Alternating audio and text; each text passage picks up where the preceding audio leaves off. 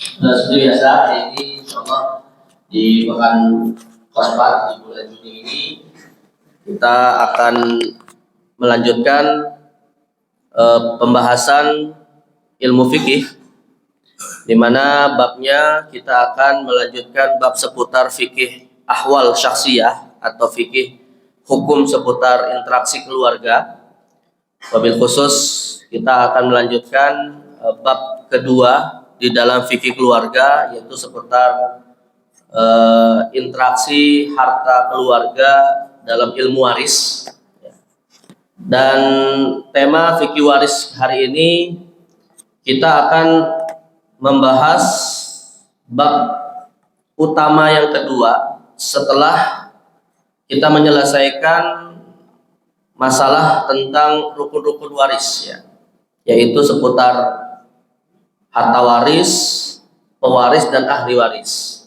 Nah, maka setelah menyelesaikan teori-teori hukum waris terkait dengan rukun-rukunnya, ya tentu hal yang paling penting di dalam proses hukum waris itu adalah pembagian harta waris. Nah, maka hari ini kita akan masuk kepada bagaimana syariat Islam mengatur tata cara pembagian harta waris. Ya. Dan di awal pernah kita bahas ya mas sekalian, bahwa persoalan hukum waris ini bukanlah hak manusia untuk melakukannya. Sepenuhnya pembagian harta waris itu diserahkan langsung kepada yang maha adil, yaitu Allah Subhanahu wa Ta'ala. Kalau di antara sesama ahli waris kemudian ada keinginan tertentu yang itu tidak menggunakan hukum waris, ya silakan saja, tapi lewati dulu hukum warisnya. Ya, misalnya mau bagi sama rata antara sesama ahli waris, ya silakan, tapi jangan melanggar ketentuan waris terlebih dahulu. Artinya lewati dulu hukum waris itu, jamaah sekalian, laksanakan dulu, baru kemudian silakan menggunakan akad yang baru. Ya, contohnya misalnya tadi mau bagi sama rata, padahal hukum waris menetapkan antara anak laki-laki dan anak perempuan itu hak warisnya beda. Ya, siapa yang membedakan, Pak? Allah, ya, bukan ustadz, bukan negara, bukan siapapun. Yang membedakan adalah Allah. Ya, kalau kita tidak mau melaksanakannya, ya silakan saja nanti berurusan dengan Allah Subhanahu wa Ta'ala kalau berani, ya. Nah, jadi ketika kita tahu bahwa yang membedakan laki-laki perempuan itu Allah, ya sami'na wa ata'na, ya, apapun alasannya, ya. Walaupun tentu kita bisa tahu juga ada hikmah-hikmah yang Allah inginkan di dalam pembagian itu. Tetapi alasan paling utamanya, Pak, adalah sami'na wa ata'na. Ya, sama seperti Allah membedakan antara sholat subuh dengan sholat zuhur, Pak. Walaupun sama-sama wajib, kenapa rakaatnya beda? Kenapa? Nah, ya Allah yang ingin kayak gitu, gimana lagi? Nah, maka kita katakan sami'na wa ata'na. Nah, jadi kalau misalnya nih ada harta waris nilainya anggaplah 9 miliar. Ya, ahli warisnya cuma 2 orang, 1 anak laki-laki, 2 anak perempuan. Ya udah, Allah ingin membedakan antara laki-laki perempuan dengan ketentuan 2/1, maka hukum warisnya harus dilaksanakan dulu, yaitu si laki-laki dapat 6 miliar, perempuan dapat 3 miliar. Apakah itu adil? Adil, Pak, menurut Allah adil. Ya, bisa jadi menurut kita nggak adil, tapi menurut Allah itu maha adil, ya. Nah, setelah pembagian 2/1 itu kemudian diketahui, yang mana laki-laki dapat 6, perempuan dapat 3. Nah, setelah itu, ya, lalu kemudian si laki-lakinya berinisiatif, ya udah, Dek, kakak kan dapat 6 miliar, kamu dapat 3. Kakak ingin memberikan sebagian dari hak waris kakak ini yang nilainya 6, 1/2-nya untuk kamu, hingga pembagiannya menjadi 4/2. Boleh nggak? Boleh. Nah, jadi artinya waris dulu dilewati, baru kemudian silakan mau berakad dengan akad yang lain, ya. Nah, tapi kalau misalnya dari awal langsung bagi sama rata 4/2, Pak, nah ini termasuk menentang hukum Allah. Nah, jadi sekali lagi sebenarnya hukum syariat itu juga fleksibel kalau kita masih atau tidak melewati batasan-batasan yang Allah tetapkan. Tapi kalau yang laki-lakinya nggak mau, ya itu haknya dia gitu, ya. Jadi nggak bisa juga dipaksakan. Tapi catatannya adalah pihak laki-laki harus sadar bahwa mereka punya tanggung jawab kepada keluarga perempuannya. Namun tidak ada kewajiban apapun yang dibebankan kepada pihak perempuan terhadap kaum laki-laki. Nah, itulah yang menyebabkan, Pak, Allah menetapkan pembagiannya berbeda. Ya. Baik, nah jadi ini terkait gambaran bahwa yang menentukan pembagian ini adalah langsung datang dari Rabbul Izzati wal Jalal, yaitu Allah Subhanahu wa Ta'ala. Nah, sekarang kita masuk jamaah sekalian mempelajari bagaimana sih Allah mengatur cara pembagian harta waris ini, ya. Tapi pertanyaan bagaimana itu, Pak, bukan kita bertanya dalam konteks menggugat, ya. Karena la yus'alu amma yaf'alu hum yus'alun, karena perbuatan Allah tidak pernah ditanya kenapa dan kenapa. Tapi yang dimaksud dengan bagaimana itu adalah kita mempelajari, ya, bagaimana Allah sendiri melakukannya agar kita memahami perintah Allah.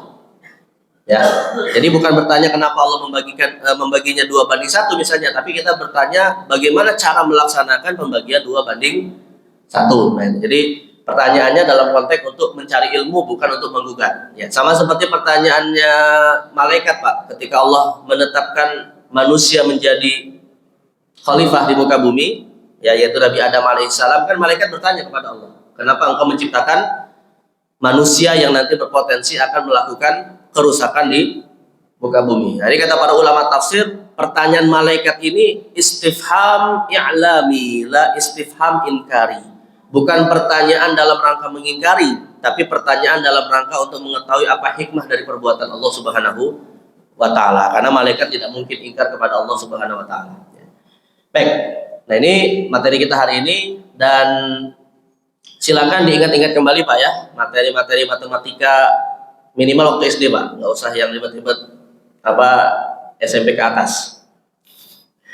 Masih ingat, Pak, ya, apa namanya hitungan pecahan? Nah, saya ya ada lupa, repot ini. Insya Allah, Pak, pembagian matematika dalam ilmu waris itu nggak jelimet, ya, nggak pakai kita rumus-rumus jelimet akar 1, akar 2, sin, cos, tang, apalagi, Pak. Nah, itu nggak dibagi semua, Pak, ya. Yang penting masih ingat pecahan-pecahan aja, ada 1/2, 1/3, 1/4, ya, kayak kita bagi-bagi kue gitu, Pak, dipotong-potong, oh ini sekian persen gitu, ya. Atau kalau misalnya bingung, ya pakai kalkulator juga banyak sekarang. Tapi ya sebenarnya, Pak, teknik pembagian waris itu kalau menurut saya yang paling sulit itu bukan masalah hasilnya, hitungannya itu seperti apa, tapi menghafal siapa dapat berapa. Itu yang jadi masalah. Dan ketika siapa dapat berapa, Pak, apa syaratnya? Nah, itu yang juga jadi ribet. Ya, misalnya anak perempuan itu hak waris yang Allah tetapkan dalam Al-Quran dapat setengah, tapi dengan syarat tidak ada anak laki-laki. Ya, suami dari harta atau istri dari harta peninggalan suaminya hak warisnya adalah 1/4.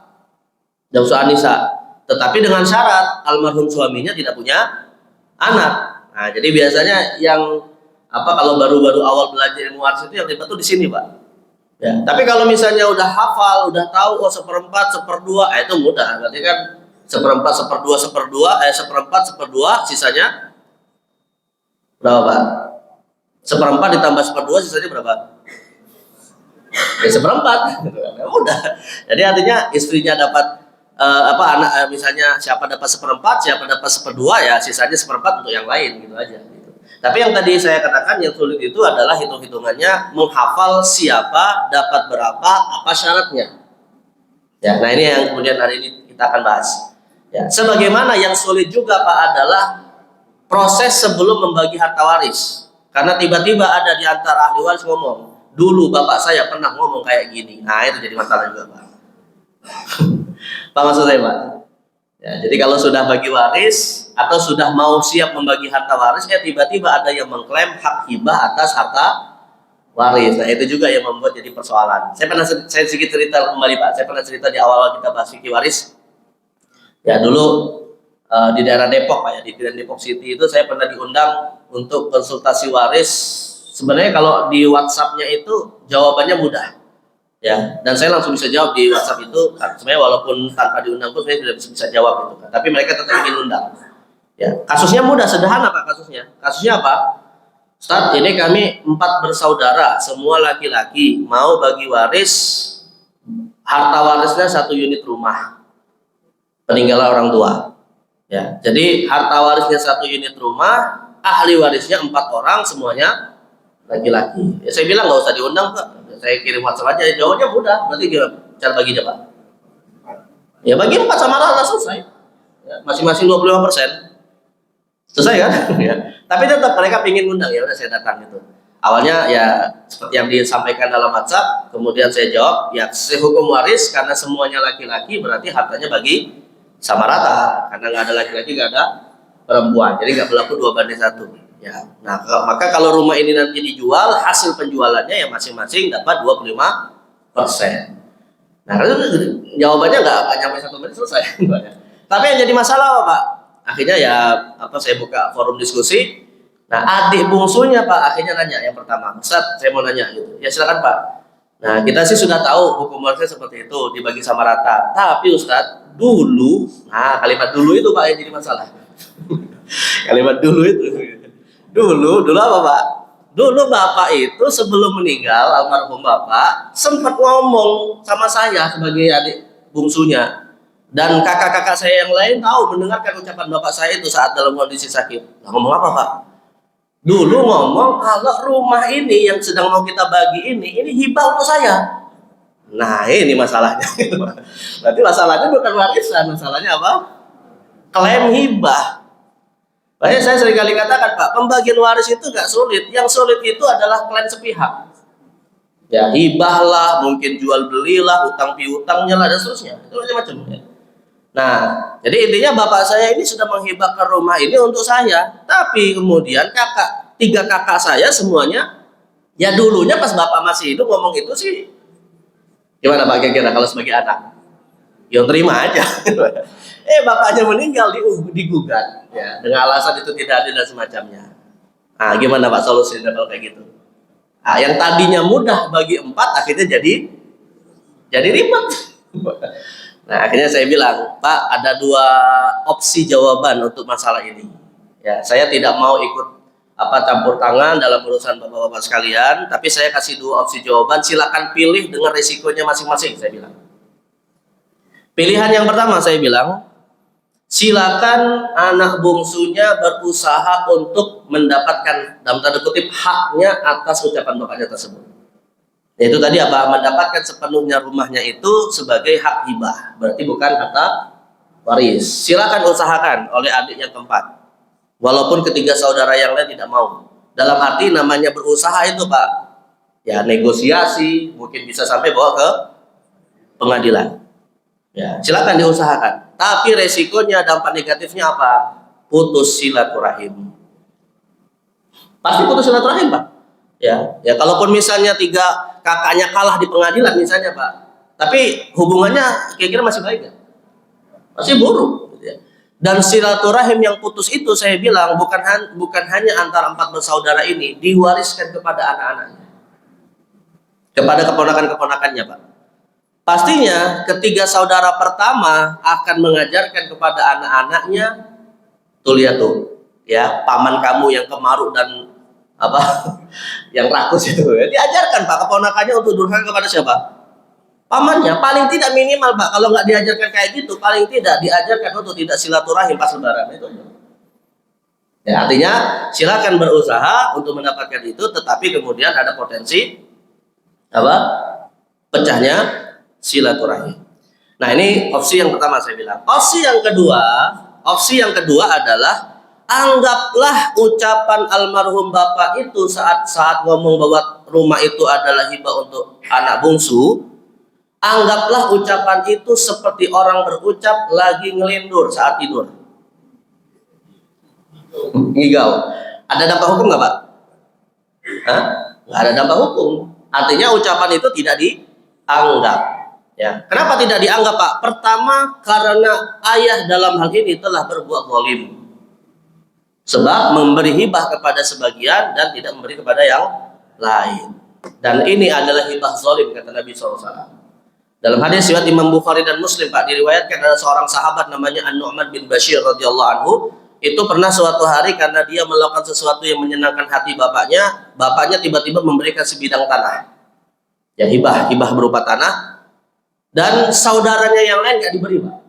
Nu'man bin Bashir ini seorang sahabat yang banyak meriwayatkan hadis ya. Beliau mendapatkan sebidang tanah dari bapaknya Al-Bashir, tapi saudaranya nggak dapat. Ya, dia merasa nggak nyaman Pak. Ya, dia nggak merasa. Coba bayangkan Pak ya, kalau orang zaman sekarang Pak, misalnya dia punya saudara, ya dia satu-satunya yang dapat harta yang cukup besar, saudaranya nggak dapat. Biasanya seneng atau malah nggak enakan sama saudaranya, Pak? Tuh. Ya kalau orang zaman sekarang malah seneng, Pak. Oh berarti bapak ibu saya paling cinta sama saya, nggak cinta sama yang lain. Itu malah seneng dengan kayak gitu, Pak. Ya, tapi Nu'man bin Bashir dan para sahabat nggak merasa nyaman dengan itu, ya. Karena yang mereka inginkan bukan cinta orang tuanya saja, tapi juga hubungan persaudaraan. Jadi ketika melihat orang tuanya kok cenderung kepada salah satunya, itu kan sebenarnya nggak adil sebenarnya kan. Nah akhirnya Nu'man bin Bashir ini, Pak, dia merasa nggak nyaman karena dia dapat, saudaranya nggak dapat, datang kepada Nabi SAW. Ya lalu diceritakan apa yang terjadi. Apa kata Nabi, Pak? Langsung Nabi mengatakan, haza zulmun. Ini adalah hibah yang zalim.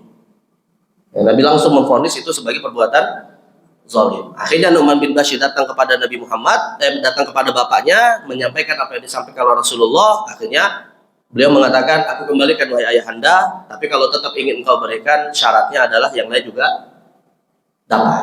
Nah, jadi maka yang pertama, anggaplah bahwa ini ucapan atas dasar kesalahan orang tua. Ya orang tua kan sudah meninggal, nggak bisa digugat lagi, Pak. Berarti anggap ucapannya seperti orang sedang melindur gitu ya. Nah yang kedua, Pak, anak yang tadi sebenarnya dapat hibah secara lisan dari bapaknya ini sebenarnya ada potensi dapat pahala besar, yaitu melakukan iqolah. Iqolah itu jamaah sekalian artinya adalah tidak mengambil haknya, ya, tidak mengambil haknya dengan tujuan menghindari kemudorotan yang lebih besar. Nah itu namanya disebut iqolah. Sebenarnya begini, Pak, seandainya pun ya bapaknya ini yang saat masih hidup itu sudah menghibahkan harta kepada sebagian anaknya, bisa jadi, Pak, bukan hanya secara lisan tapi juga secara tertulis, tapi itu berpotensi bisa menimbulkan permusuhan antara saudara. Afdolnya dia melakukan iqolah, yaitu apa? Membatalkan hak yang dia sudah dapatkan untuk menjaga hubungannya dengan saudaranya. Dan ini pahalanya luar biasa, Pak. Kata Nabi SAW, man aqala musliman aqalahu Allahu athratahu yaumal qiyamah. Barang siapa melakukan iqolah, maka Allah akan mudahkan urusannya di akhirat. Jadi iqolah itu, Pak, sebenarnya kalau dalam akad jual beli, sebenarnya iqolah itu dalam akad jual beli, Pak, ya. Jadi dia itu konteksnya, contohnya gini, Pak, iqolah itu. Ada orang melakukan transaksi jual beli, dua pihak. Ya, seseorang memiliki barang, menjual barang itu kepada orang lain. Misalnya A, Pak, menjual barangnya kepada B. Nah, setelah terjadi transaksi jual beli sudah terjadi, Pak, si A sudah dapat uang dari si B sudah mengambil barang dari si A. Beberapa hari berikutnya, Pak, si penjual, yaitu si A tadi, menyesal dengan barang yang dia jual. Ya mungkin karena masih membutuhkannya lah, atau mungkin karena hal tertentu lah, Pak. Intinya dia menyesali akad yang sudah dilakukan. Nah, setelah itu dia datangi si pembeli, akhirnya menawarkan pembatalan akad sebelumnya. Ya, dengan alasan saya menyesal, rupanya saya masih butuh dan seterusnya, Pak. Nah, saat itulah kemudian si penjual ini, Pak, ya karena mungkin melihat temannya atau saudaranya ini rupanya masih butuh, ya udah dia menerima keinginan tadi. Maka yang si B ini tadi, Pak, sedang melakukan iqolah namanya. Jadi dia dalam hal ini memudahkan urusan saudaranya untuk membatalkan akad tersebut dengan mengembalikan barangnya, ya dia juga kan dikembalikan juga uangnya gitu ya. Nah, maka si pihak B ini tadi, Pak, yang memudahkan urusan si A sedang melakukan iqolah. Dan Nabi SAW mengatakan, man aqala musliman aqalahullahu athratahu yaumal qiyamah. Barang siapa melakukan iqolah kepada saudaranya, Allah permudah urusannya nanti di akhirat. Nah, berarti dalam konteks ini, Pak, pihak saudara yang tadi merasa dapat hibah, walaupun sudah ada dokumen haknya, tapi dia khawatir akan berpotensi menimbulkan permusuhan antar saudara, maka dianjurkan melakukan iqolah. Nah, dan itu insya Allah termasuk pahala besar. Toh juga nanti dia akhirnya dapat hak waris juga, ya, walaupun tidak sepenuhnya gitu kan. Tapi paling tidak yang paling baik, yang paling yang paling terjaga adalah hubungan silaturahim. Dan bisa jadi, Pak, nanti keberkahan akan Allah berikan. Ya bisa jadi keponakannya disayangi oleh paman-pamannya, bisa jadi kan. Nah, jadi artinya rezeki bisa datang dari jalur-jalur yang lain, selama itu diharapkan untuk meninggalkan atau menghindari mudarat yang lebih besar.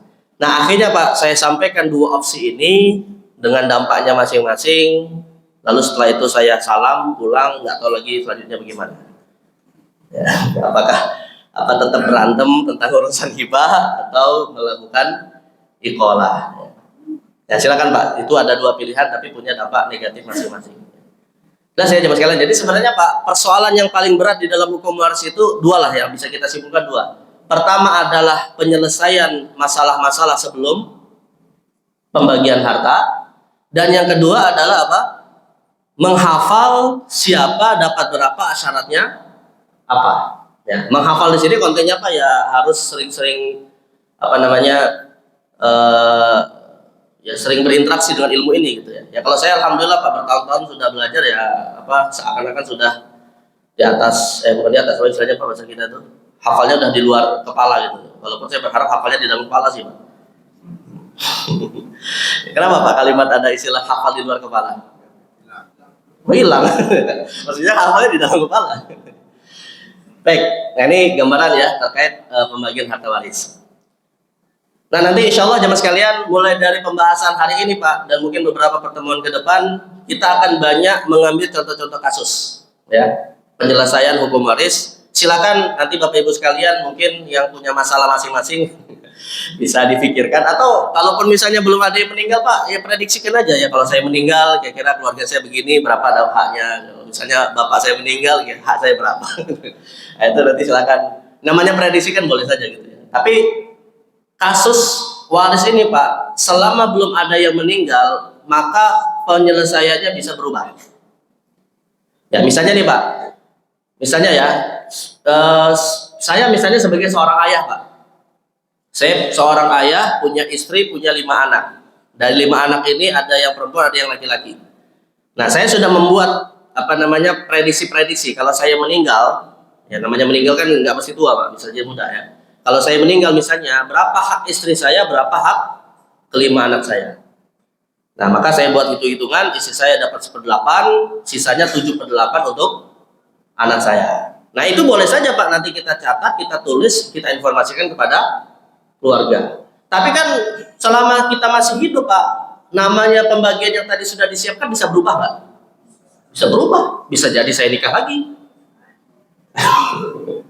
Bisa jadi kalaupun nggak nikah lagi, apa saya dapat anak lagi, gitu kan? Nah, bisa jadi Pak, banyak perubahan itu terjadi gitu ya. Nah maka ini sifatnya prediksi. Tapi kepastian akan ada kalau sudah ada yang meninggal. Nah, kalau sudah ada yang meninggal Pak, disitulah bisa pasti kita akan tetapkan siapa dapat berapa. Nah, jadi sekali lagi, artinya nanti ada dua kemungkinan. Silakan kalau ada yang mau bertanya ya. Apakah kemungkinan pertama memang kasus warisnya sudah ada, artinya sudah ada yang meninggal, atau bisa jadi belum ada yang meninggal, tapi ingin tahu kira-kira sebagai persiapan kedepannya bagaimana. Nah, itu silakan bisa disiapkan pertanyaannya. Tentu setiap orang pasti akan ada masalahnya masing-masing, ya, khususnya yang punya banyak harta Pak. Nah, ini masalahnya pasti lebih besar. Jadi punya banyak harta itu bukan berarti enak Pak, pusing juga. Satu pusing urusan warisannya Pak, dan yang kedua pusing bagaimana tanggung jawabnya nanti di akhirat. Sumalatus aluna yauma izin anin naim. Ya, semua nikmat pasti akan ditanya oleh Allah Subhanahu wa Ta'ala. Ya.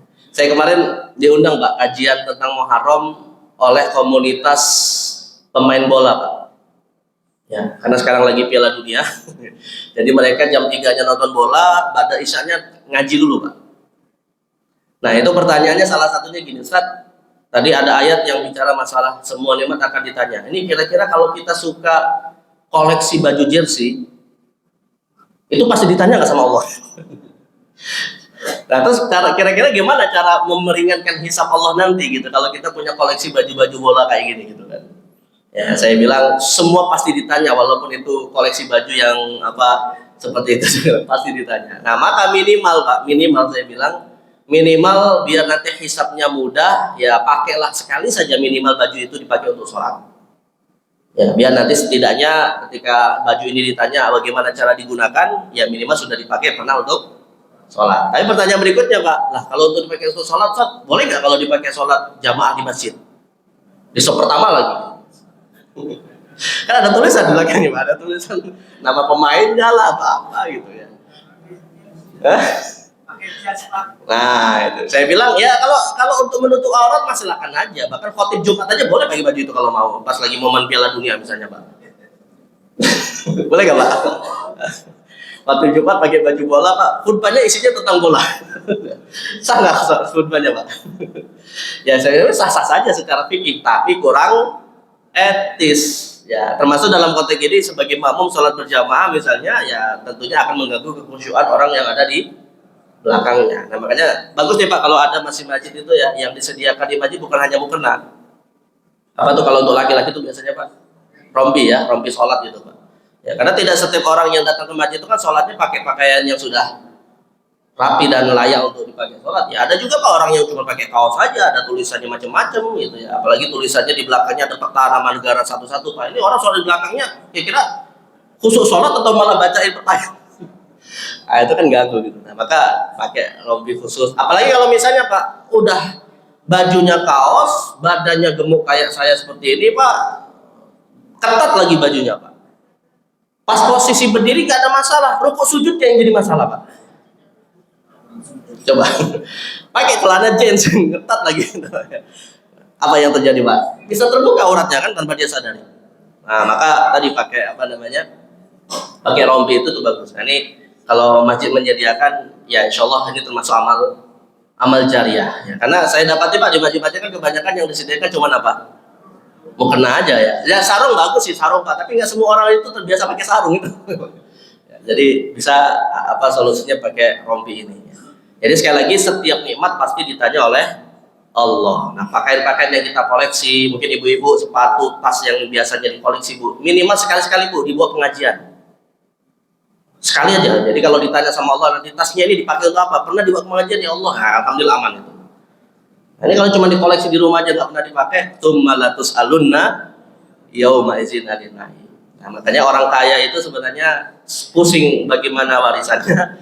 Dua pusing bagaimana nanti hisabnya di hadapan Allah Subhanahu wa Ta'ala. Tapi orang miskin juga pusing juga Pak. Ya semuanya pusing lah Pak. Baik. Nah terkait dengan teknik pembagian waris, sebelum kita masuk kepada caranya ya, saya ingin jelaskan dulu langkah-langkahnya yang sebenarnya ini ringkasan dari materi awal sampai hari ini Pak.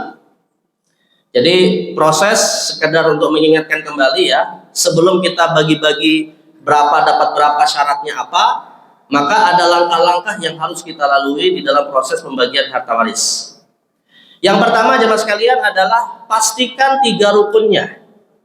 Langkah pertama, jadi sekali lagi kita mereview sedikit ya materi awal sampai sekarang. Yang pertama pastikan 3 rukunnya, yaitu pewaris, ahli waris, dan harta waris berdasarkan syarat masing-masing. Misalnya jemaah sekalian, sederhananya yang paling penting Pak. Pertama pastikan pewarisnya. Pewaris itu artinya adalah orang yang hartanya akan diwariskan. Apa syarat yang paling utama? Meninggal. Pastikan itu dulu. Ya. Jadi pastikan sudah meninggal dari orang yang hartanya akan diwariskan. Nah kalau orang yang dalam tanda kutip dianggap pewaris ini Pak belum meninggal, ya dia bukan disebut pewaris. Nah, maka 2 hal yang pernah saya sampaikan Pak, sekedar saya ingatkan kembali. Kalau sebagai seorang orang tua yang ingin membagi-bagi harta kepada anak ketika masih hidup, itu bukan harta waris. Itu namanya hibah. Dan karena hibah tidak terikat hukum waris. Mau sama rata antara anak laki-laki perempuan silakan saja. Yang penting asas keadilan. Ya, asas keadilan dan proporsional kepada anak-anaknya, tidak menimbulkan permusuhan antara penerima hibah. Nah, jadi kalau pembagiannya masih hidup itu disebut hibah. Dan jangan sampai, poin yang kedua yang juga saya ingin ingatkan, jangan sampai anak-anak ngomong sama bapaknya, Pak, mumpung masih hidup bagi-bagi warisan. Nah, itu namanya anak durhaka itu. Berarti dia mendoakan bapaknya untuk cepat meninggal. Jadi ya kalau ingin minta sesuatu sama bapak ibunya jangan kata waris, tapi kata hibah atau hadiah atau apalah, intinya bukan bicara apa? Waris. Nah, jadi sekali lagi pewaris itu disebut pewaris kalau dia meninggal, ya. Dan yang kedua jemaah sekalian, ahli waris. Ya, sebenarnya sih yang kedua bukan ahli waris, Pak. Yang kedua harta waris dulu ya.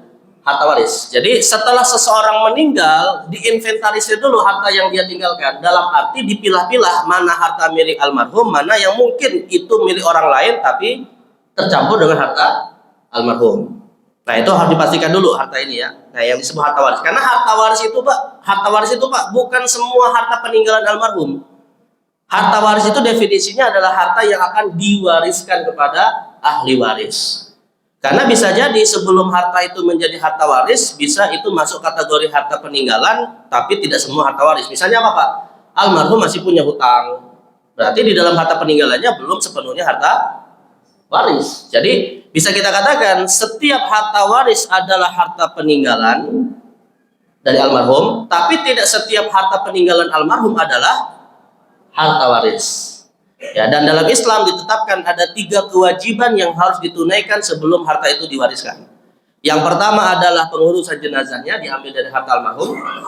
Yang kedua adalah hutang piutangnya, apakah hutang kepada Allah ataupun hutang kepada sesama manusia. Ya, hutang kepada Allah misalnya zakat yang belum ditunaikan saat masih hidup, ataupun mungkin fidyah atau nazar kafarat yang belum dilaksanakan ya. Dan yang ketiga adalah wasiat kalau ada. Wasiat kalau ada. Ya, maka Allah mengatakan mim ba'di wasiyatin tusuna biha audain. Maka serahkan harta waris itu setelah dilaksanakan pembayaran hutang piutang dan wasiat. Dan wasiat Pak, saya ingatkan kembali, wasiat itu sah jika memenuhi 2 syarat. Wasiat itu adalah pemberian saat masih hidup, tapi pelaksanaannya setelah meninggal. Ya, kalau hibah, hartanya itu Pak diberikan oleh orang yang hidup kepada yang hidup saat dua-duanya masih hidup, tapi langsung diserahkan saat itu juga. Itu namanya hibah. Kalau waris, kebalikan dari hibah, yaitu pembagian Allah atas harta yang ditinggalkan oleh seseorang setelah dia meninggal kepada ahli warisnya. Nah, wasiat memiliki kemiripan dengan hibah dan waris.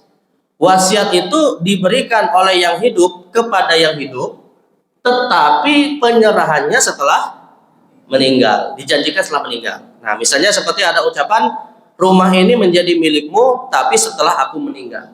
Nah, itu namanya disebut wasiat. Nah, wasiat yang seperti ini jemaah sekalian harus didahulukan sebelum waris. Wasiat itu wajib didahulukan Pak sebelum waris, tapi dengan syarat memenuhi 2 syarat. Syarat yang pertama adalah wasiat ini bukan untuk ahli waris. Wasiat bukan untuk ahli waris. Jadi kalau ada kalimat wasiatnya begini Pak, ya seorang ayah ngomong sama anak-anaknya, anaknya lebih dari 1, tapi ngomong kepada salah satunya, nak, nanti rumah ini menjadi milik kamu setelah bapak meninggal. Ya, padahal anaknya adalah ahli waris, Ya, maka boleh nggak dia menerima wasiat dari bapaknya? Tidak boleh. Otomatis wasiatnya batal. Ya, wasiatnya batal, tidak bisa dilaksanakan. Maka anak penerima wasiat ini Pak nggak bisa berargumentasi, kan dulu bapak sudah kasih untuk saya. Nggak bisa.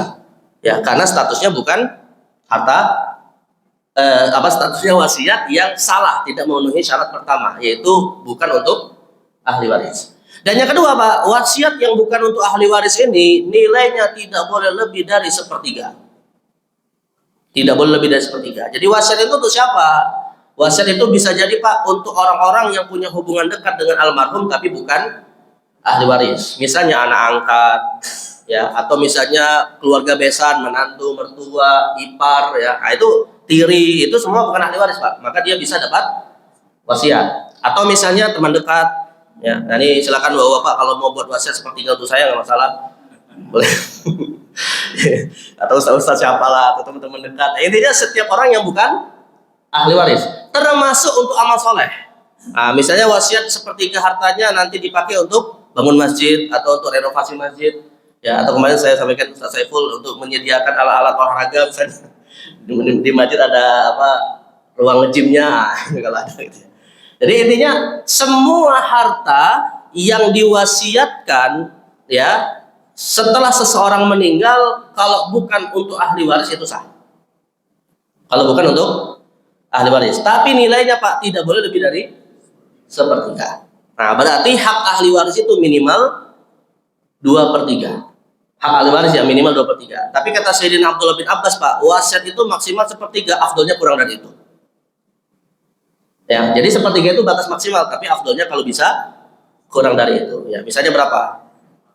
Ya, 1/4, 1/5, dan seterusnya. Intinya tidak lebih dari 1/3, kalau bisa kurang dari 1/3. Ya, intinya sih yang semakin besar untuk ahli waris itu semakin lebih baik. Baik, nah kemudian setelah kita pastikan harta itu sudah selesai dengan urusan-urusan yang tadi kita sebut Pak, hutang piutang, wasiat yang ada ataupun pengurusan jenazah ya, barulah yang tersisa kita sebut dengan harta waris. Nah, kalau sudah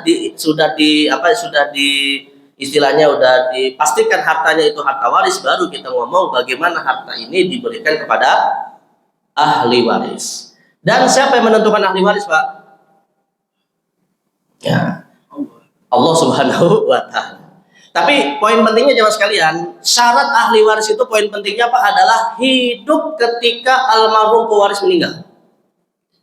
Saya tegaskan lagi jemaah sekalian, hidup saat almarhum meninggal, bukan hidup saat harta dibagi. Nah, ini yang sering kali keliru nih Pak. Ya, meninggalnya anggaplah seorang pewaris meninggalnya tahun 2000. Sekarang tahun 2026.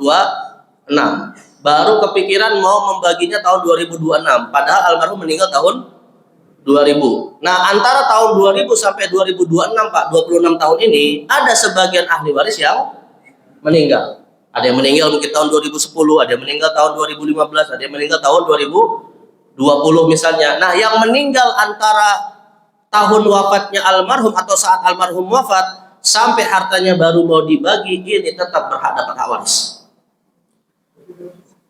Nah, tapi kan dia udah meninggal, ya berarti untuk siapa? Ya untuk ahli warisnya, untuk keluarganya.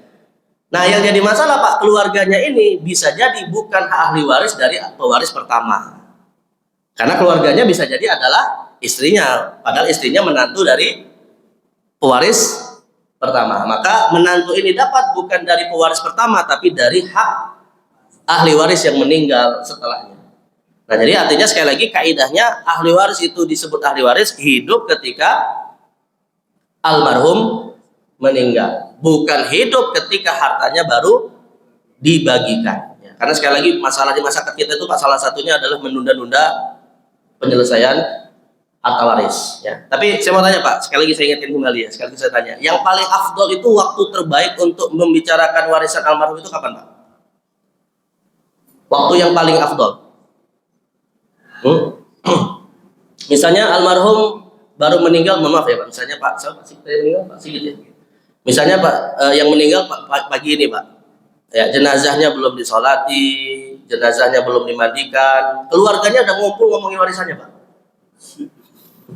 Bagus ya kira-kira? Ya kurang etis lah itu. Nah, tapi waktu yang terbaik itu Pak, sesegera mungkin. Batasan sesegera itu adalah tergantung almarhum ini punya istri atau tidak. Kalau almarhum punya istri, berarti waktu tercepat yang itu paling baik untuk menyelesaikan warisannya Pak adalah setelah masa berkabungnya istri tersebut, yaitu iddah 4 bulan 10 hari. Jadi misalnya yang meninggal seorang laki-laki punya istri, istrinya kan iddah Pak selama berapa? 4 bulan 10 hari. Nah, 4 bulan 10 hari setelah iddah istrinya selesai, baru silakan dibicarakan warisannya. Tapi kalau almarhum ini Pak, misalnya seorang wanita atau siapapun yang meninggal tidak punya istri, nah maka masa berkabungnya berapa lama Pak? Kita boleh berkabung atas meninggalnya seseorang berapa lama? 3 hari. Artinya 3 hari setelah berkabung baru bisa dibicarakan warisan. Kaidahnya, intinya jamaah sekalian, kaidahnya waktu terbaik adalah sesegera mungkin setelah masa berkabung. Ya 3 hari atau 4 bulan 10 hari. Dan jangan berlarut-larut sampai bertahun-tahun Pak, karena ya namanya kematian tidak bisa kita prediksikan. Nanti akan ada ahli waris yang sebenarnya berhak tapi meninggal sebelum dia dapat haknya. Nah, itu juga harus diantisipasi. Nah, kemudian setelah kita pastikan hartanya tadi ya, tentukan siapa ahli warisnya. Nah, sedikit saya percepat Pak untuk mudah menghafal siapa ahli waris Pak ya. Kita murojaah sedikit ahli waris. Ada 22 pihak yang paling sering muncul di dalam hukum waris. Walaupun sebenarnya sih Pak, ahli waris itu banyak, nggak terbatas Pak. Ahli waris itu banyak, tidak terbatas dalam arti selama masih hidup. Kalau kita misalnya Pak punya nenek moyang sampai Nabi Adam masih hidup, semuanya ahli waris ke atas Pak. Tapi kan hidupnya belum tentu masih ada. Maka yang paling umum Pak, sebatas pada kakek nenek ke atas dan yang ke bawah cucu. Itu yang paling masih mungkin ada ya. Karena nanti setelah kakek nenek kayaknya sulit untuk masih hidup. Sebagaimana setelah cucu juga jarang Pak. Ya. Jadi batasannya ahli waris itu intinya untuk mudah menghafal kita bagi menjadi 3 dulu. Pertama ada ahli waris ke atas, kedua ahli waris ke bawah, ketiga ahli waris ke samping. Ini sekaligus saya merojah nih Pak. Saya nggak tampilkan ya. Kalau ahli waris yang ke atas, semua orang tua, bapak ibu ahli waris. Lalu setelah bapak ibu, ahli waris berikutnya adalah kakek nenek dari bapak, semua ahli waris. Tapi untuk dari jalur nenek yang ahli waris hanya dari jalur ibu yang ahli waris hanya nenek, kakeknya tidak. Ya, satu bapak ibu ahli waris. Tapi kalau ada seorang meninggal Pak, dia masih punya kakek nenek, maka kakek nenek yang ahli waris hanya kakek nenek dari jalur bapak, sedangkan dari jalur ibu hanya nenek saja, kakeknya tidak. Hafal sampai sini Pak? Hafal ya. Baik, yang kedua ke bawah. Yang ke bawah Pak, seseorang meninggal, maka ahli waris ke bawahnya anak laki-laki, anak perempuan. Nah, bedakan kelaminnya ya, anak laki-laki, anak perempuan. Sama sebagaimana kita bedakan bapak ibu ya. Maka yang ke bawah anak laki-laki, anak perempuan. Itu ahli waris dua-duanya. Sedangkan yang di bawahnya lagi ahli warisnya hanyalah cucu laki-laki dan cucu perempuan dari anak laki-laki saja. Cucu dari anak laki-laki, mau cucu laki-laki ataupun cucu perempuan, semuanya ahli waris. Tapi cucu dari anak perempuan meskipun laki-laki bukan ahli waris. Ke bawah, cucu walaupun laki-laki tapi dari jalur anak perempuan bukan ahli waris. Kenapa Pak? Cucu dari anak laki-laki ahli waris sedangkan cucu dari anak perempuan bukan ahli waris? Sebagaimana kenapa kakek dari jalur ibu ahli waris tapi kakek dari jalur ibu bukan ahli waris? Jawabannya mudah Pak. Wallahu a'lam. Ya gitu ya, Allah yang menentuin, gimana lagi. Ya walaupun nanti kalau ditanya misalnya ya karena keturunan dilanjutkan dari jalur laki-laki gitu ya. Juga ada yang mengatakan. Tapi kalau kita balik tanya lagi, lah kenapa keturunan dari jalur laki-laki? Ya wallahu a'lam. Ya ujung-ujungnya wallahu a'lam. Satu ya, hafal makna ya. Nah, untuk yang atas, untuk yang bawah. Nah, sekarang yang ke samping, Pak, yang ke samping. Yang ke samping ini ada 4. Ada 4. Saudara, keponakan, paman, sepupu. Ya, ada orang meninggal Pak sebagai pewaris. Ada meninggal dia pewaris. Satu saudara, kedua anak saudara keponakan, ketiga saudara orang tua, paman bibi, keempat anak dari paman bibi sepupu. Nah, 4 hubungan kekerabatan ini Pak, diantaranya ada yang ahli waris. Ya, siapa mereka? Pertama saudara, semua saudara ahli waris. Semua saudara ahli waris Pak. Mau saudara kandung, mau saudara sebapak, mau saudara seibu, semuanya ahli waris. Saudara kandung berarti bapak ibunya sama dengan almarhum ya. Saudara sebapak berarti bapaknya dengan almarhum sama, ibunya beda. Atau saudara seibu, ibunya sama, bapaknya beda. Semuanya ahli waris. Mau yang laki-laki ataupun yang perempuan. Satu. Sekarang ke bawah Pak, keponakan. Nah, yang agak mulai harus ngapal di keponakan ini Pak. Ya. Keponakan yang ahli waris syaratnya adalah keponakan laki-laki dari jalur saudara laki-laki yang sekandung atau sebapak. Terbayang?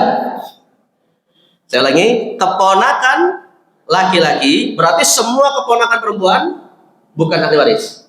Ya, yang laki-laki saja. Tapi nanti disisir lagi Pak, bukan hanya keponakan laki-laki, dari jalur saudara laki-laki. Berarti keponakan laki-laki dari jalur saudara perempuan bukan ahli waris.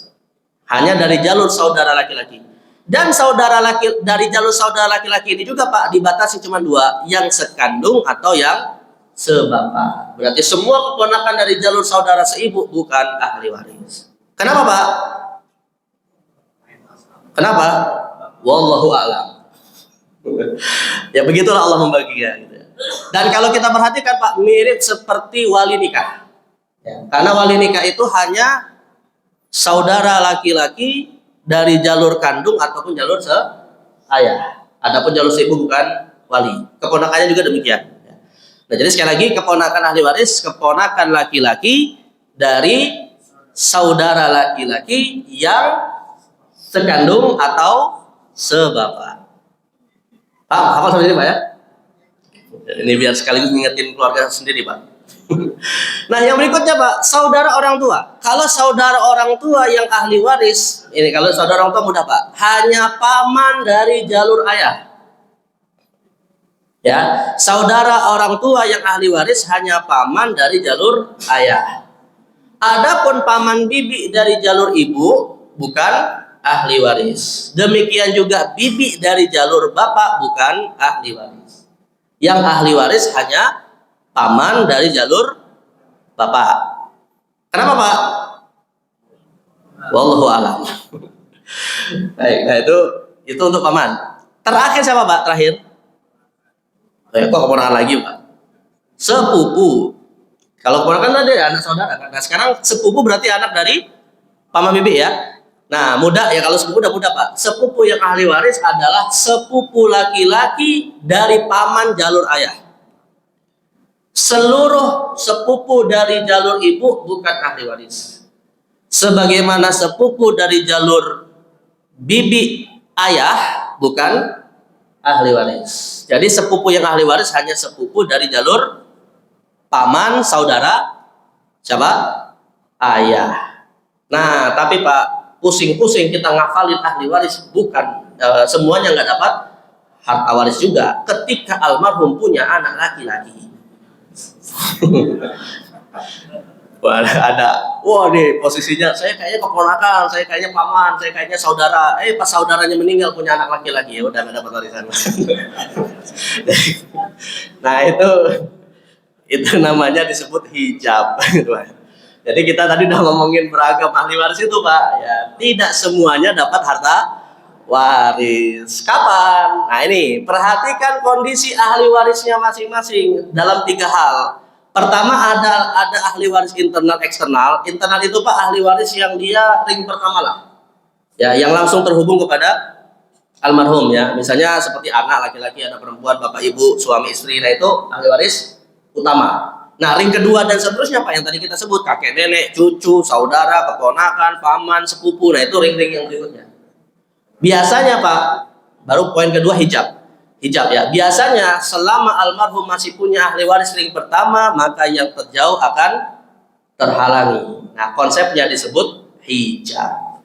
Maka tadi saya bilang seseorang meninggal, ya dia punya anak laki-laki Pak, walaupun bahkan ya sekalipun anak laki-lakinya masih dalam wujud janin, pas USG sudah ketahuan dia laki-laki Pak, maka semua ahli waris yang tadi berharap nggak dapat.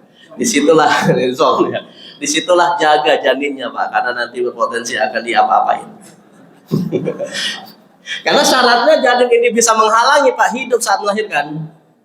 Jadi janin itu dapat hak waris 2 syaratnya Pak. Ada ketika bapaknya meninggal, artinya sudah ada di dalam rahim ibunya. Berarti ibunya hamil ketika bapaknya meninggal. Dan yang kedua, lahir dalam kondisi hidup. Nah, kalau misalnya dia ada Pak, tapi lahir dalam kondisi meninggal, maka tidak menghalangi ahli waris yang lain. Nah, disitulah yang tadi saya bilang janinnya dijaga baik-baik. Nanti bab janin kita akan bahas insyaallah. Nah, jadi intinya pastikan mana yang internal, mana eksternal, lalu ada yang menghalangi antara sesama ahli waris. Dan ahli waris yang paling kuat Pak dari 22 ahli waris itu siapa? Anak laki-laki. Anak laki-laki yang paling kuat. Ya, dia ada 2 sebenarnya Pak. Yang paling kuat itu ada 2. Ketika almarhum meninggal, 1 anak laki-laki, 2 ayah. Seseorang meninggal Pak, ya ayahnya masih hidup, maka menghalangi semua ahli waris yang di samping. Saudara, keponakan, paman, dan sepupu. Begitu juga orang meninggal, dia punya anak laki-laki, menghalangi semua yang di samping. Tapi kalau ahli warisnya perempuan, ya nggak ada yang laki-laki dari jalur yang terdekat Pak. Misalnya seorang meninggal, ayahnya udah meninggal, tapi masih punya ibu. Atau seseorang meninggal, dia punya anak perempuan, tidak punya anak laki-laki. Nah, maka saudaranya ada kemungkinan masih dapat hak waris. Nah, jadi yang paling kuat itu ahli waris yang paling kuat 2 ya, yaitu anak laki-laki atau ayah. Nah, maka kalau masih ada ayah Pak, jaga baik-baik aja Pak. Baik ya. Nah, setelah itu poin yang berikutnya ini sebagai pelaksananya Pak. Mungkin itu kita bahas pada pertemuan berikutnya. Nah, jadi sudah dipastikan siapa ahli warisnya dan teknik pembagian hukum waris di dalam Islam itu Pak ada 2. Pertama fardu, kedua asobah. Nah, maka secara langkah-langkah kalau sudah ditentukan siapa ahli warisnya, dahulukan penerima fardu atau furud, dan yang terakhir baru penerima asobah. Mudahnya jemaah sekalian, nanti kita detailkan insyaallah pada pertemuan berikutnya. Fardu itu adalah ahli waris yang mendapatkan berdasarkan langsung ketentuan Allah, yaitu 6 pecahan, 1/2, 1/3, 2/3, 1/4, 1/6, 1/8. Sedangkan asobah biasa diterjemahkan sisa, penerima sisa. Ya, jadi penerima sisa itu bisa banyak, bisa sedikit Pak, tergantung yang tersisa. Sisa dari 1/2, 1/2. Sisa dari fardu 1/3, 2/3. Asobah dari fardu 1/4, 3/4. Asobah dari fardu 1/6, 5/6. Asobah dari fardu 1/8, 7/8. Nah, saya tutup dengan satu contoh kasus Pak antara fardu dan asobah ya, sebelum kita masuk detailnya. Seorang laki-laki meninggal. Ahli warisnya 1 anak laki-laki, 2 istri, 3 saudara kandung, 4 keponakan, 5 paman, 6 sepupu. Semua ahli waris kan Pak? Saya ulangi ya. Ahli warisnya ada 6 nih Pak. 1 anak laki-laki, 2 istri. Ya, kebetulan juga masih punya saudara. Saudaranya juga punya anak, berarti keponakan. Alhamdulillah pamannya juga masih hidup. Ya, walaupun orang tuanya sudah meninggal, dan pamannya juga punya anak namanya sepupu. Nah, maka yang pertama Pak, kita sisir. Siapa dari 6 pihak ini yang jadi ahli waris? Pamannya udah berharap nih Pak. Keponakan saya meninggal kaya raya, hartanya 8 miliar. Pamannya berharap dapat. Pas merasa dapat, setelah tahu dapat ilmu waris bahwa paman ahli waris, rupanya keponakannya punya anak laki-laki. Zong akhirnya. Nah, dari ke-6 ahli waris tadi Pak, berarti yang tersisa yang akan dapat hak waris berapa? Cuma 2 saja, istri dan anak. Adapun saudara terhalangi oleh anak, paman terhalangi oleh anak, sepupu terhalangi oleh anak, keponakan juga terhalangi oleh anak. Jadi ahli warisnya walaupun tadi banyak Pak, tapi tinggal tersisa 2 saja, istri dan anak. Nah, sekarang sudah kita sisir ahli warisnya cuma 2, istri dan anak. Bagaimana Al-Quran mengatakan, walahunna rubu'u mimma taraktum illam yakul lakum walad fa in kana lakum waladun falahunna sumunu mimma taraktum. Wahai para istri, kalian mendapatkan 1/4 dari harta peninggalan suami kalau suami tidak punya anak. Tapi kalau suami punya anak, maka istri mendapatkan 1/8. Itu kata Allah dalam surat Nisa ayat 11. Maka harta waris yang nilainya tadi 8 miliar Pak, ya, istri dapat 1/8 karena almarhum suaminya punya anak. Nah, istri yang dapat 1/8 dan itu disebutkan dalam Al-Quran Pak, namanya disebut fardu. Ya, fardu. Tapi anak nggak disebutkan bagian warisannya Pak di dalam Al-Quran, karena penerima asobah atau sisa. Ya, berarti mudah saja. Sisa dari 1/8 berapa? 7/8.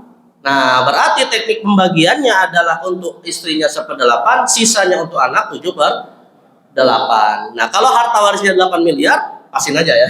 Dipasin, berarti istrinya berapa, anaknya berapa? Ya udah, istrinya dapat 1 miliar, anaknya dapat 7 miliar. Anaknya umurnya masih 5 tahun. Anak yatim. Nah, anak yatim, janda kaya, ditinggalkan warisan dari suaminya yang kaya raya. Nah, inilah hati-hatinya para ibu. Kenapa? Berpotensi bisa menjadi pemakan harta anak yatim, yang itu anak kandungnya sendiri. Nah, ya. Tapi hukumannya kayak gitu intinya. Istrinya dapat 1/8, anaknya dapat sisanya 7/8. Apalagi masih muda Pak, berpotensi dikejar banyak laki-laki. Baik. Nah, ini gambaran sederhana ya bagaimana prosesnya, tapi detail-detailnya insya Allah nanti kita akan bahas mungkin pada pertemuan yang akan datang. Tadi kan satu contoh kasus yang umumnya juga banyak terjadi ya, tapi nanti mungkin ada yang lebih jelimet lagi, insya Allah kita akan bahas. Baik, jemaah sekalian, ini mungkin yang bisa sampaikan. Kayaknya udah syuruh Pak? Atau dari tadi?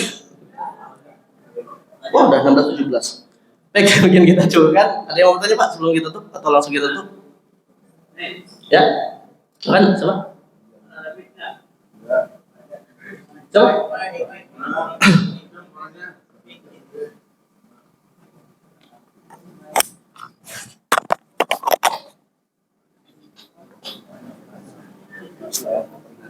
Bismillahirrahmanirrahim. Ustaz Isnan dan Bapak Ibu semua yang terhormat.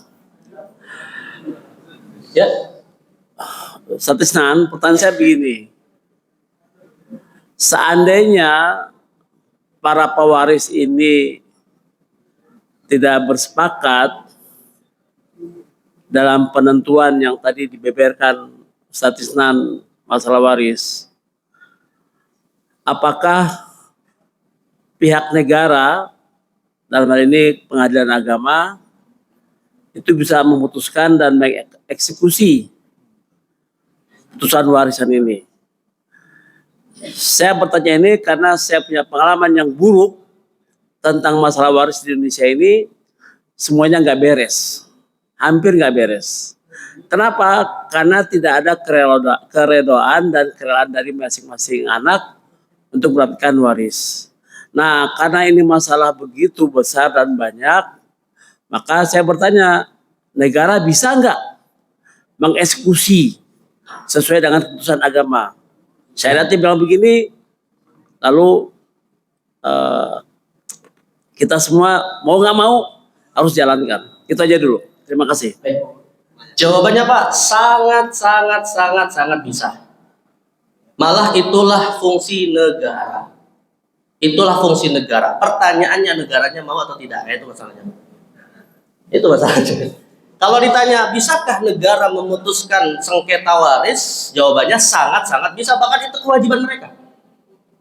Itu kewajiban negara, Pak. Karena negara itu ada untuk menyelesaikan urusan masyarakat. Dan kalau kemudian malah tetangganya ataupun siapapun dari yang tidak punya wewenang main hakim terhadap persoalan mereka, itu malah menimbulkan permusuhan yang semakin berkembang. Maka disitulah pihak yang bisa menyelesaikan itu hanya negara, dan tentunya lewat pembantu-pembantunya ya, dalam konteks ini pengadilan agama dan lain-lain. Tapi masalahnya Pak, tadi negaranya mau atau tidak. Dan yang kedua, apakah pengadilan agama di negara kita itu aktif mencari masalah-masalah ini, atau pasif saja menunggu adanya konflik di antara keluarganya? Itu masalahnya. Nah, artinya gini Pak, pengadilan agama baru melakukan sengketa kapan? Kalau ada yang mengajukan.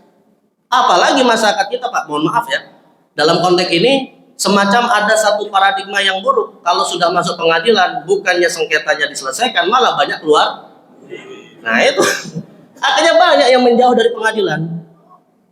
Sorry, you bicara tentang nilai negatif dari negara. Ini nggak boleh seperti disampaikan. Karena negara mau tidak mau itu harus berbuat. Ya, artinya gini Pak, saya negatif thinking tadi itu seharusnya nggak disampaikan pada bukan, maksud saya sangat setuju negara harus aktif karena mereka punya kewajiban itu. Tetapi negara juga harus evaluasi. Artinya permudahlah masyarakat untuk menyelesaikan persoalan mereka. Permudah itu dalam arti apa? Mereka aktif untuk kemudian mencari adanya masalah ini gitu. Lalu yang kedua, ya tadi jangan ada oknum-oknum yang kemudian melakukan hal-hal yang di luar wewenangnya. Nah, itu jadi artinya malah saya katakan begini, Pak. Ustadz-ustadz misalnya ya, itu tidak punya peran untuk menyelesaikan konflik waris. Saya sering kali katakan Pak, kalau saya banyak dapat konsultasi waris itu sampai kepada level Ustadz, ini gimana penyelesaian yang di ahli waris pada nggak setuju? Ya saya bilang bawa ke KUA, daftarkan sengketa ini ke pengadilan agama. Itu caranya kayak gitu. Nah, jadi Ustadz nggak bisa melerai gitu Pak. Ustadz hanya bisa memberikan masukan. Nah, dan yang lebih baik lagi Pak, kalau pengadilan agamanya juga adalah hakim-hakim yang baik dan juga ustadz-ustadz yang menjadi orang yang hidup bersama masyarakat. Artinya dia tahu masalah tetangganya, dia tahu masalah orang-orang terdekatnya. Nah ini kan kadang yang jadi masalah mungkin ada oknum-oknum Pak, ya dia kerja di pengadilan agama tapi tetangganya dia nggak kenal.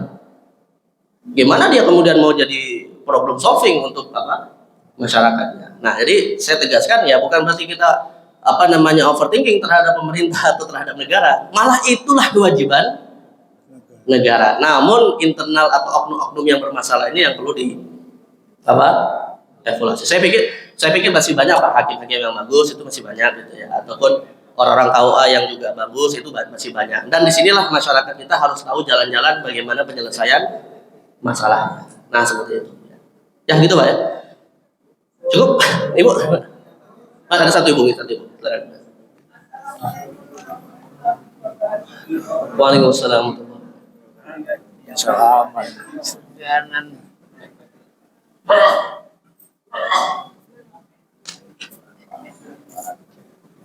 Ya, makasih.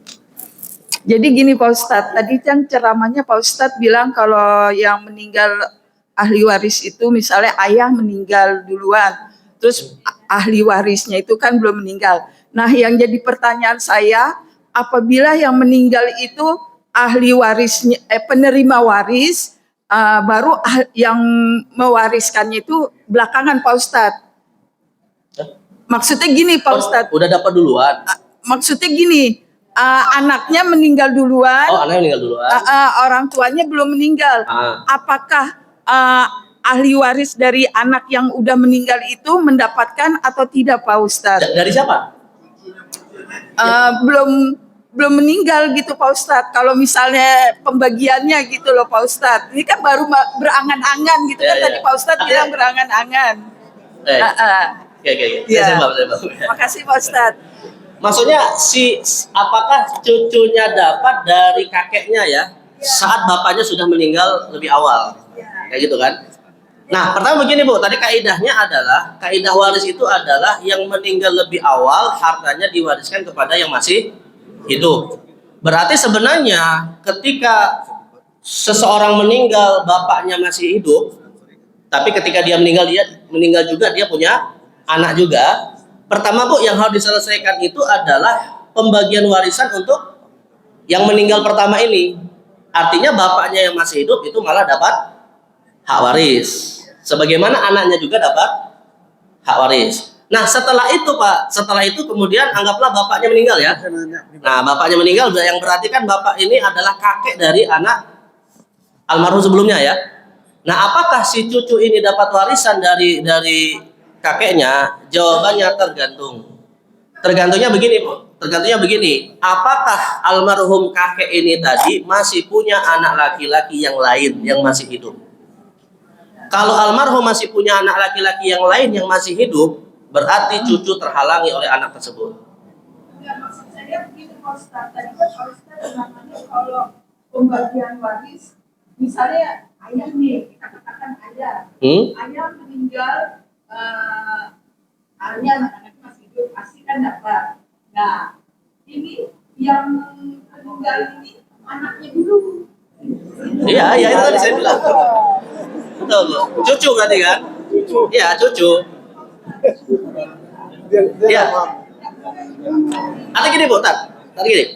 Kalau si bapak meninggal, tapi sebelumnya anaknya sudah meninggal lebih awal kan? Dan punya anak kan? Cucu berarti kan? Nah, anak yang sudah meninggal sebelum bapaknya meninggal Pak Bu, anak yang sudah meninggal ya sebelum bapaknya meninggal itu nggak dapat hak waris. Kenapa dia nggak dapat waris? Karena dia sudah meninggal sebelum bapaknya meninggal. Nah, tetapi pertanyaan berikutnya, cucunya nggak dapat nggak dari kakeknya gitu kan? Anak dari anaknya ya, dapat nggak dari kakeknya? Nah, tadi saya katakan tergantung. Kalau misalnya kakeknya ini masih punya anak laki-laki lain, berarti paman ya dari si anak, si cucu, maka dia nggak dapat. Bukan karena dia cucu dari si kakek ya, karena terhalangi oleh pamannya. Tapi kalau misalnya si kakeknya ini nggak punya anak laki-laki, walaupun punya anak perempuan, maka cucu laki-laki ini masih bisa dapat.